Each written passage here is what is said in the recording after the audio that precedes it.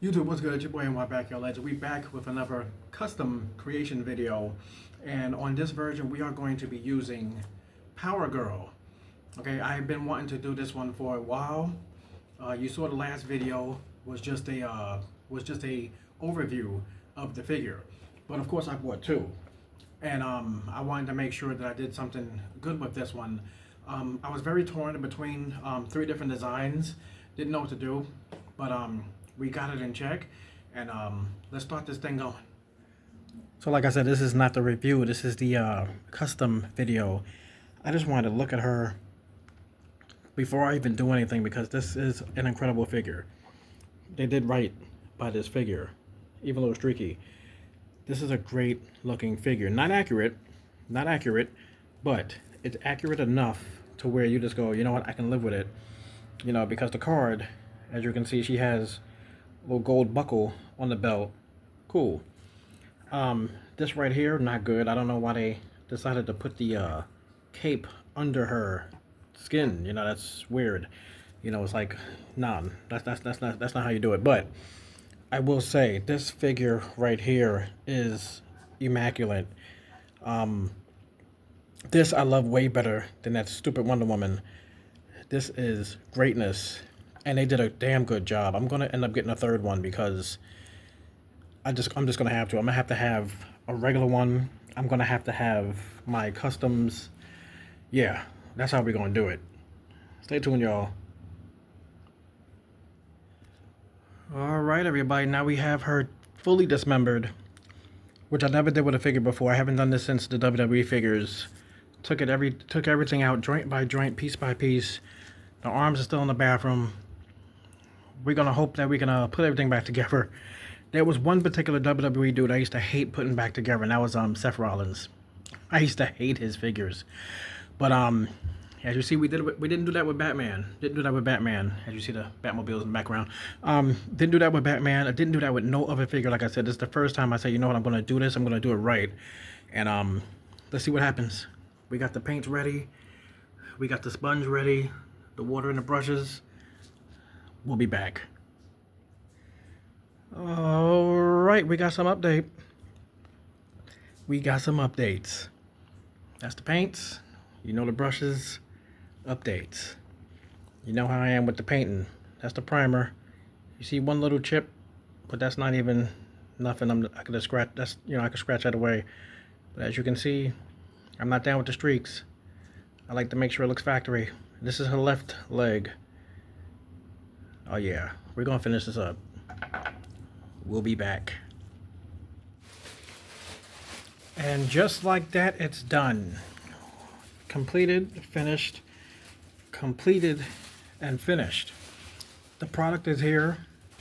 I'm happy with the results. I think she looks great. As you can see, I flesh toned her arms, so this way she could have the sleeveless look.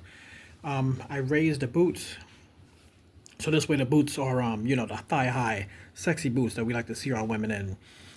The belt painted gold. You can see the gold paint right there. It doesn't really look like it, doesn't really show, but it's gold. It's there. The flesh tone for the arms was it was a little bit. I had to use the gray. I used gray first over the white. Then I realized it wasn't taking that good, and I did it twice. The gray part I did once. I try to use this peach because this always turns out to be the McFarlane figures colors, but this wasn't taking good. So then what I did was ended up using this old bottle that I've had for years, Naples Yellow. It looks like it says Naples Yellow Blue, right? Naples Yellow Hue or whatever, from Golden Brand. I had to use that first. That went over the arms a little bit darker.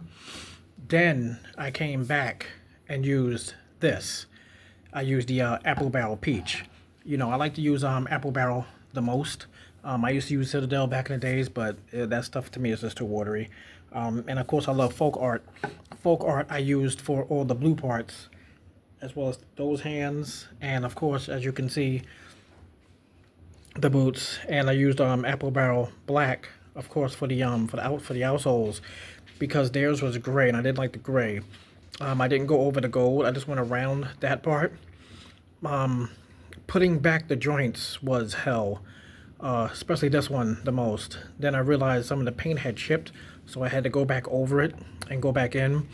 After I had finally had got this one on, what I did was do this a different way. So without the pins being in place, I just put the leg back together, heated everything up, and then I jammed the pins back in, and I used a tweezer to just squeeze it in place, and it actually came out better. So if I decide to take the pins out again moving forward, I'll probably do that, because as you can see, everything is good. Everything is good. She stands up great. It's a great figure, and I like the way it looks. So like I said, that's the before.